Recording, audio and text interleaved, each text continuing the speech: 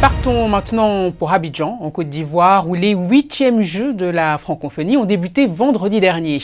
Une compétition sportive qui se déroule dans une ambiance sereine, malgré un climat de tension et d'insécurité croissante dans le pays. 10 000 policiers, gendarmes et militaires ont été déployés dans la capitale économique pour tenter d'éviter tout incident. Reportage de nos envoyés spéciaux Nicolas Négos et Lady Drone. 4000 jeunes, 84 pays représentés, 10 000 spectateurs au stade de Fodouani d'Abidjan pour la cérémonie d'ouverture.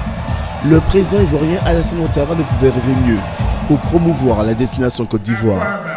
Akouaba, Abidjan et à Côte d'Ivoire.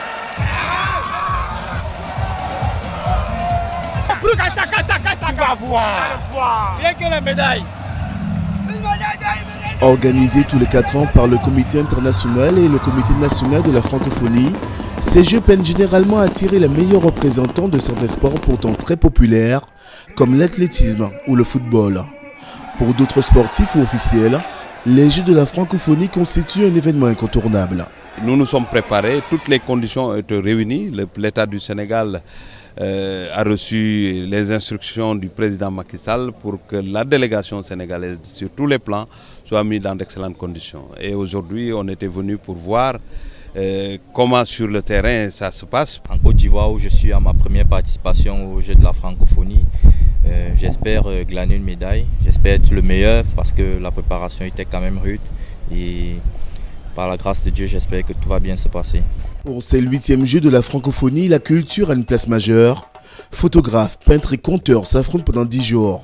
Des centaines d'autres artistes concourent dans des domaines aussi divers que la danse de création, les concours de marionnettes, la jonglerie avec ballon ou la chanson. Je voulais chanter un petit truc justement pour la francophonie.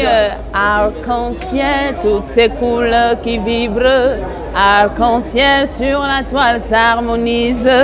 Arc-en-ciel. À Abidjan, les autorités ivoiriennes se refusent à dévoiler le montant des dépenses publiques engagées pour préparer l'événement.